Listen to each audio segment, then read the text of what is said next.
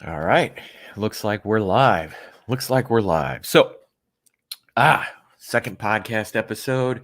Did one last week about, what this is all about, what we're doing. I've got some guests scheduled that you'll start seeing promos for starting next week. Actually, probably once one of them gets their bios to me, I'll actually have them sooner than that. So, I will have a podcast episode next Tuesday. The 24th, right before Thanksgiving. And then we'll have one. I've got 3 guests already scheduled, 4th one on the way.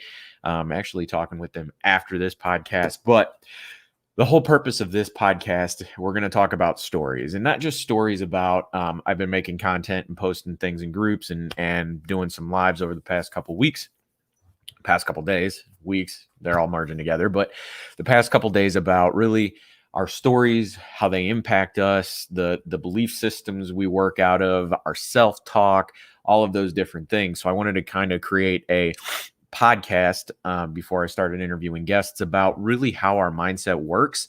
And that kind of will lead us into how we're going to interview guests and all that stuff. So in this podcast, I'm going to talk a little bit about like our left brain versus our right brain, a little bit more about self-talk, about how we base and anchor our approach to money around like one different feeling or belief system idea, and then fear of future results, and talk a little bit about like how that plays a part in the people that we're going to be interviewing here in the next few weeks, and hopefully the rest of this podcast journey. So I've also got a podcast. I'm going to try and keep this as short as possible, like to about a half hour. I've got a podcast I'm going to be on tomorrow with Freedom Path Investors, basically talking about this stuff as well, and really kind of helping getting in touch with their community and with them as well. So let's get down to it. So the whole premise of this podcast today is about the stories we tell. And one of the things that we're starting to realize in this world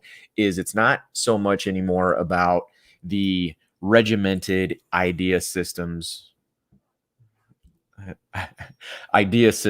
of like greed is good, like what's the system, give me the steps, let's do all this. It's now becoming everything has been kind of outsourced overseas, and those real, not intricate jobs, the high touch, the high concept, the things of like, hey, personal relationships, things like that, everything's getting outsourced in regards to the systems, the analyticals, all of the left brain type activities, where in the past years with the internet boom and like the 80s Wall Street and all of that left brain operation, which was all math, it was all physics, it was all like linear progression of do things this way, this way, this way, this way, and then you'll have a result, is actually starting to lose its strength and its power of being the sole reason of why people become successful. And it's starting to shift because those jobs are now being able to be outsourced and done for less money and have, those are the reasons why things were created as far as TVs, and now they're much cheaper and all of that. But we're starting to see the birth of the creative, which is the people that can tell a story, the people that can craft an idea, the people that can synthesize multiple different ideas and bring them together in one. A perfect example is mindset, personal development, and real estate, which is what I'm bringing to our industry. Is no one has really focused solely on personal development. It's always been outside of our industry, as far as people, like successful people, know that that's part of the game. People know that, it's very intricate. It's a support system to execute your business the right way, or not even the right way, but to help elevate you to the next levels when you want to go that route, and how to approach things in the stories that we craft around how we go into each individual experience and the stories we make out of it. We can either create those empowering, or we can have, the old systems that normally have been disempowering. And so that's where the right brain is starting to come into play, of that abstract type environment, that abstract storytelling, like not just with sellers, but also ourselves, and then our buyers and our clients and our anybody that we really interact with, our vendors, our people that we create strategic partnerships with. being able to craft a story in a way that is compelling and brings people into you, it brings attraction. It's not repelling, it's attraction. And that's where you get things like attraction marketing. That's where people craft copy that's so good. And that's really when you can bring your left brain and your right brain together in something that's creative and something that is solely you, which is where your right brain really operates, is your identity, your authenticity, the stories you're able to craft. That's when you start connecting with people and where you want to be, especially in real estate investors with sellers. Like connecting with somebody on that level makes it much more likely that you will be able to buy their property than somebody that doesn't differentiate themselves from anybody else. And it's all about the number. Sometimes it's about the number, but most times it's about solving a problem for somebody in a way that helps them understand that you really know who they are and you're going to take care of them. And we all have a way to do that individually that will connect with them. It will create a resonance with them that, I mean, I've had offers, I've had properties I've bought where people are like, hey, you know what? Honestly, I got an offer that's $8,000 more, but you really connected with me. You know how to operate and process this. I've got a problem that the other person said he can solve, but I didn't really believe him. He kind of threw stuff out. He kind of understood the process, but he didn't really know the process. You seem like you know the process. It's because one of my specialties was bringing people from contract to close. I worked for a title company for 3 years, and I know how they operate a little differently. So that was one of the specialties that I was able to bring. But I'm able to also craft that and create that story in a way where they actually understand how it will work in a way that works for them. And so that's when we come into our own and our specialty and our authenticity, when we stop trying to be like everybody else and we realize how our stories have crafted us and how we can craft our stories in a way that help other people. And so one of those things that I help investors with in regards to being stuck that I really love talking about is, how do we talk to ourselves? How do we talk about ourselves? How do we talk about ourselves in relationship to other people? Because this mindset and these stories are huge in the way they craft our belief systems, because our mind back in the day was built specifically to avoid pain, or not even pain. It was to avoid death, right? When we're out there running from saber-toothed tigers, that's all left brain survival mechanism, right? And so now we've got this left brain survival mechanism that has been working for millions and millions of years. I'm going to say that could be just thousands of years, depending on your view, but it was built to help us survive. And so it created fear. We all learned fear. The only two fears that we've ever started with were fear of falling and fear of loud noises. Everything else was learned. And so when we start learning different fears to keep us safe, it's because our left brain is filling in the information from an experience that we don't necessarily have. So it's, I heard or I saw a tree fall way out there, and then I created 12 different things that had to happen in order for that tree to fall, and none of them may be correct.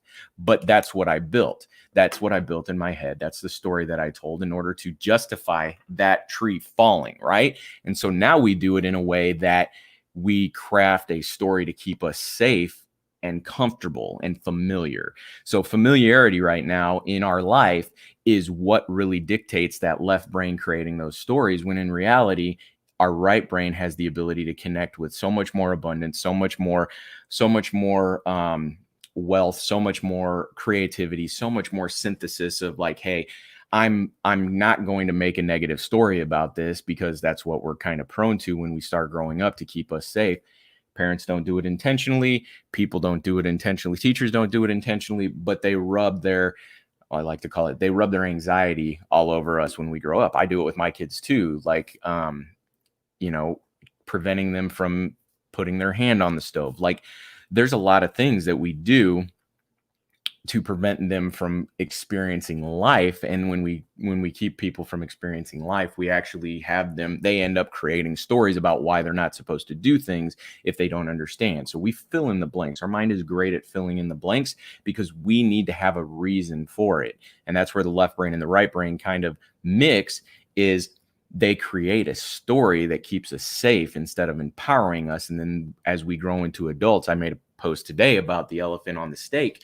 It becomes conditioning, and we reinforce that belief. As we how we believe life is, we live into that story. So if I have a story when I'm young that all rich people or all wealthy people are terrible people, Gordon Gekko comes to mind because that was the story back in the day of greed is good. And then I also grew up in a household that had a belief system of, well, the love of money is the root of all evil. Well, how am I not going to grow up with a belief system that prevents me from earning money, right? And so what ultimately happens is I look for confirmation of that belief system in my environment, and then I take actions to reinforce that. Most people think that we take actions and then a result happens. Well, no, what actually happens is we create that result already in our mind with our belief system, and then our actions are a result of that belief system, and then we get confirmation in a result that reinforces that belief system. So in actuality, it's not action and result, it is belief, action, then result. And then it starts the cycle all over again.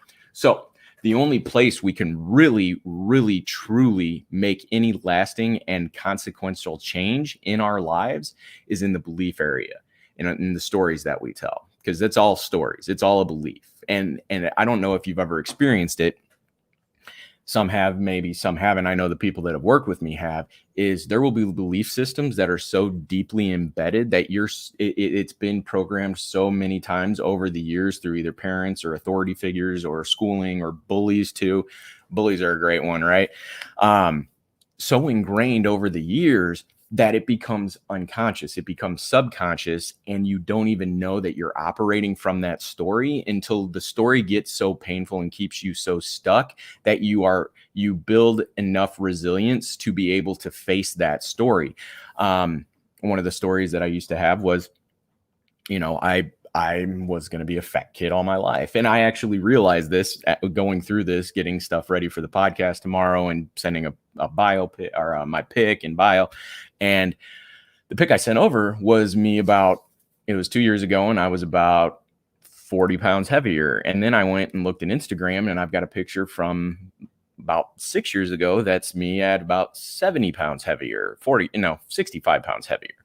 And the thing that I realized is I lost from that point when I weighed 335, I had lost 90 pounds and I weighed down 245, probably the best feeling I've ever been in.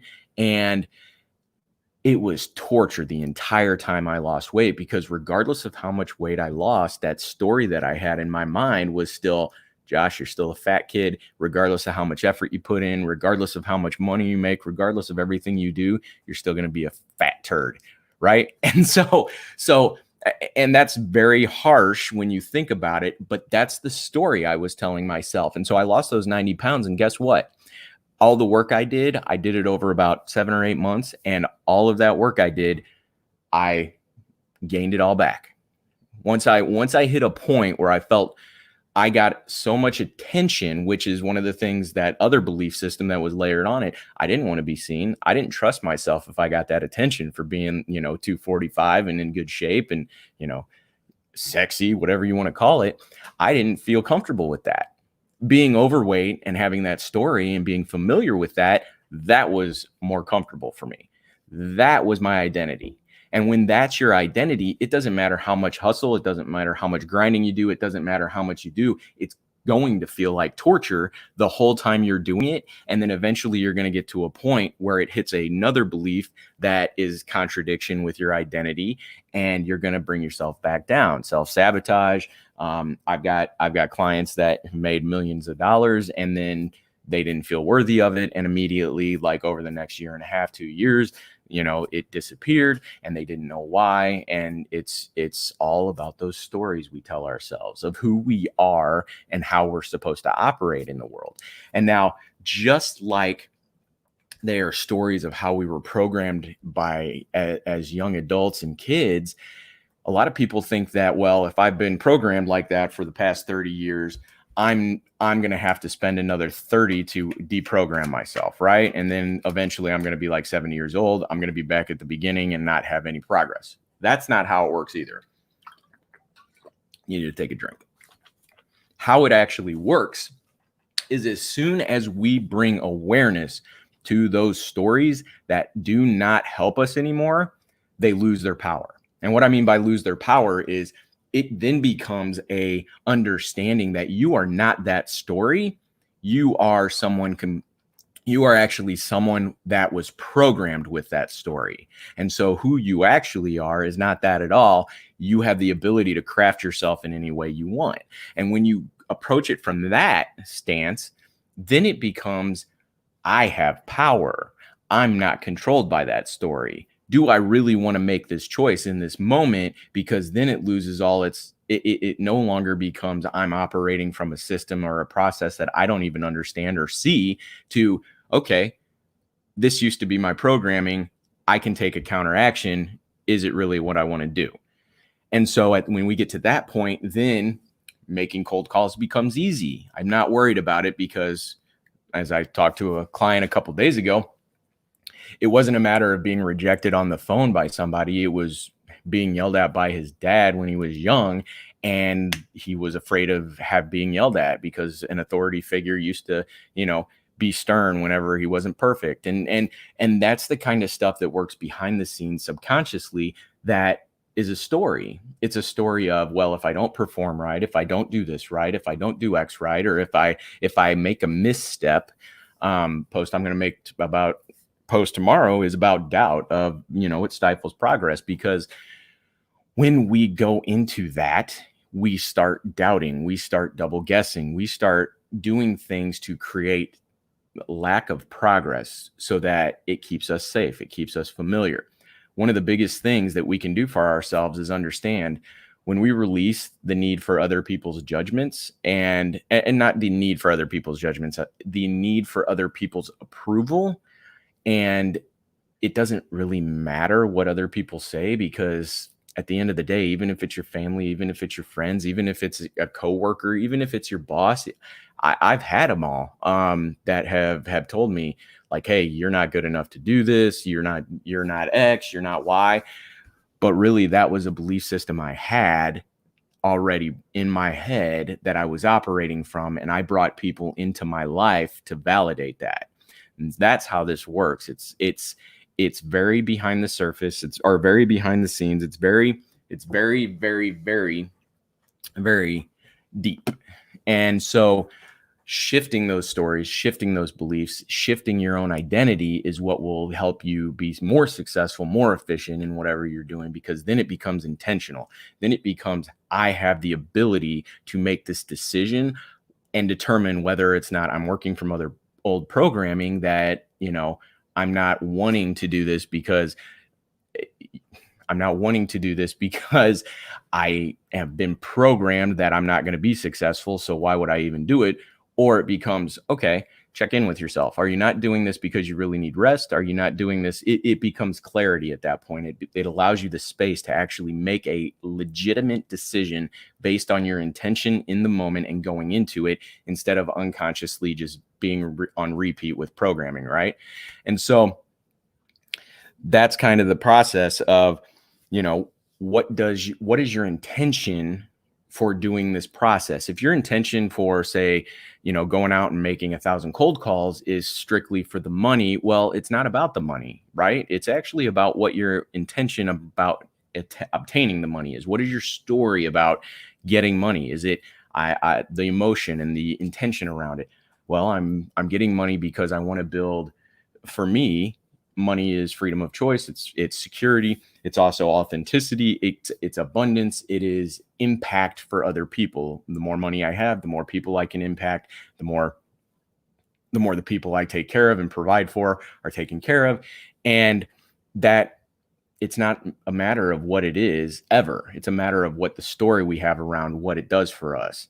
And so that's how our lives don't operate on specific experiences or specific things. It operates on the stories and the framework we put into those experiences, into those things, and into our lives. And so,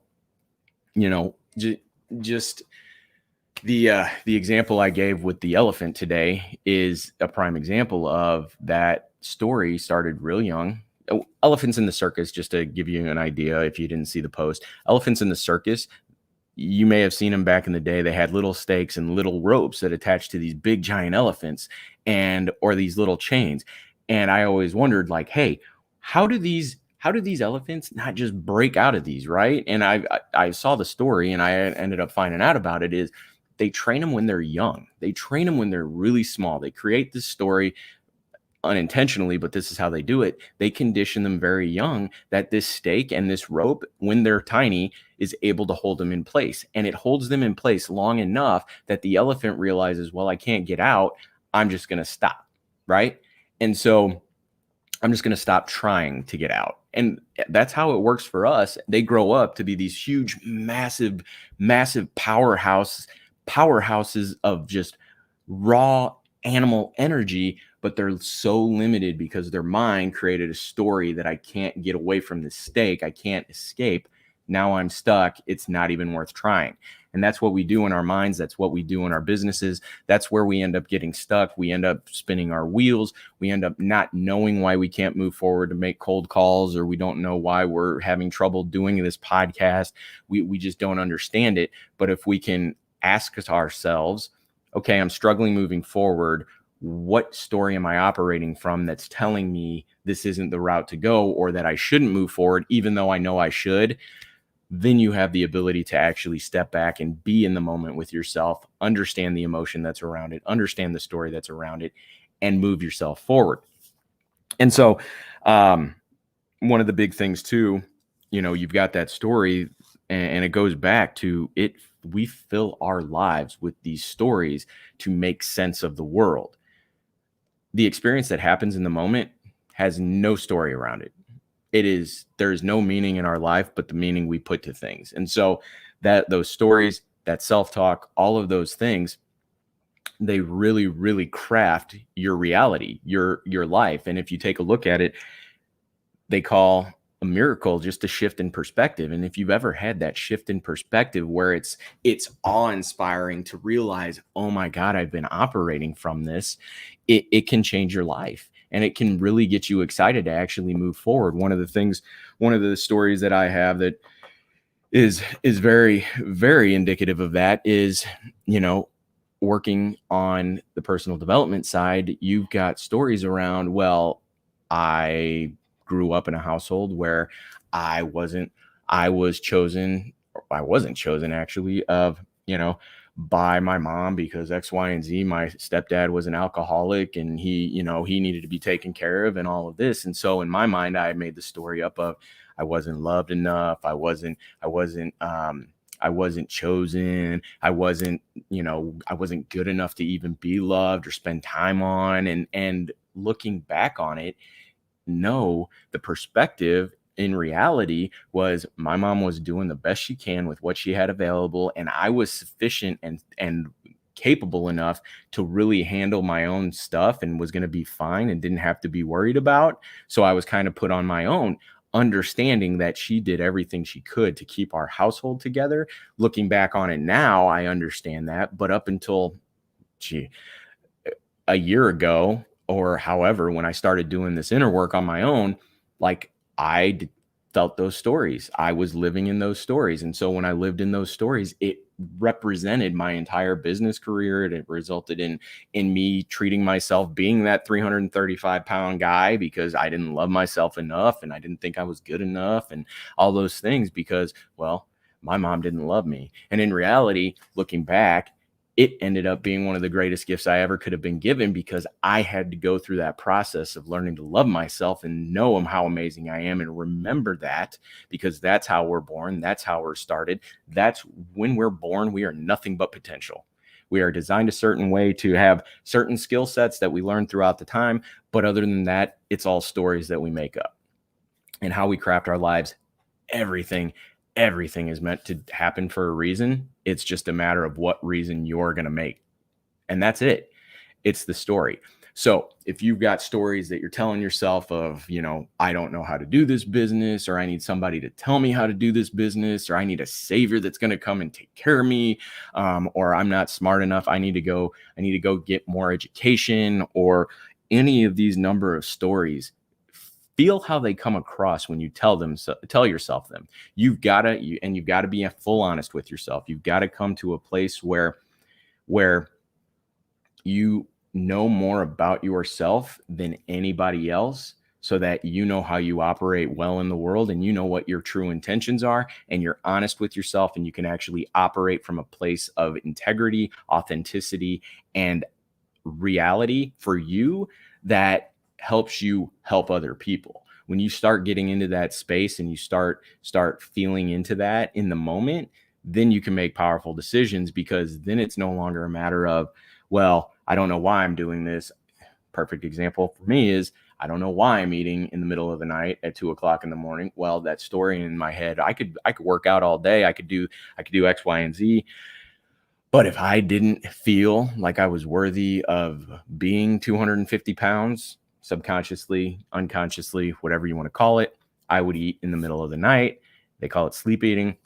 And I had repressed emotions about anger, repressed emotions about sadness. I had a lot of these emotions I kept in because they were stories. I had stories around events that happened in my life that I put so much meaning and so much story around and so much emotion that it deterred me from moving forward and actually making progress in my health and making progress in my business. And the same thing happened before I launched this business. I've been working for other people behind the scenes for about 15 years. And it's funny when I go out now and I'm putting myself out there and I'm making these podcast videos and I'm doing these lives and I'm putting out content. The people that are reaching out to me are like, "Oh my God, you're 39. You've been doing this for 15 years. Like, I was like expecting you to be 10. And what's funny, when I started, and I was like, no, I'm almost 39. I'll be 39 in April. And the stories that they have are, well, he knows so much, he should have been around longer, or he should have been seen more, or like, it shifts their perspective as well, because the story they had about presence and people that talk with confidence and how they present, like, this didn't happen overnight. Like, I had an old story of, I'm not good enough to be seen. I can't put myself out there. A big one, because I made fun of myself a lot during school because other bullies made fun of me during school. The story that used to play that I've come to terms with recently when I started through this process and grew is, they're all going to laugh at you, right?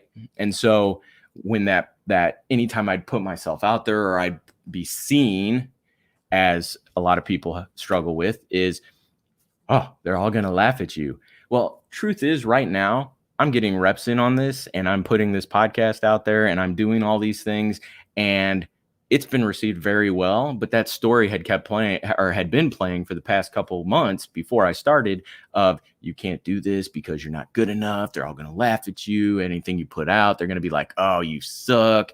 I've got an ebook that I got back from the editor, and there's a bunch of fixes on it. And I've been looking at it and I'm still like, I don't think it's good enough. Right. But turns out I have to start putting it out there after my meeting tomorrow, where it's not going to get better unless I put it out there. Right. And so those stories that we tell ourselves will keep us stuck unless you bring awareness to it, unless you decide, you know what, I am more invested in moving forward and becoming the person I need to be in order to execute my business the way I want to execute it, than the stories I've been telling myself that have kept me being the person that I'm being. And that's really it. Ultimately, is, who do you want to be, and what stories do you need to let go of that have been telling you who you currently are? Because once those stories of who you currently are start dropping away, you get to replace them with the stories of who you really are, which have always been there. You've always been abundant. You've always been amazing. You've always been successful. You've always been potential. It's just a matter of, we forgot because we reprogrammed with something else, right? And so we're up at the half an hour mark. So I got out pretty much all I wanted to on this podcast. We got a couple likes. I hope everybody that, saw it got some value from it. Like, subscribe. The links will be on the post. We've got it, my YouTube channel's up. We've got it on a bunch of different podcast platforms. So if you want to listen to this in your car or anywhere else, please subscribe to that. It'll be in the post. And then, slow, consistent progress will start adding exponential growth. So I love you all, and I hope you have a good day. Talk to you soon. Don't forget, I'll be on Freedom Path Investors podcast tomorrow, so I'll be promoting that as well. So talk to you soon, guys. Bye.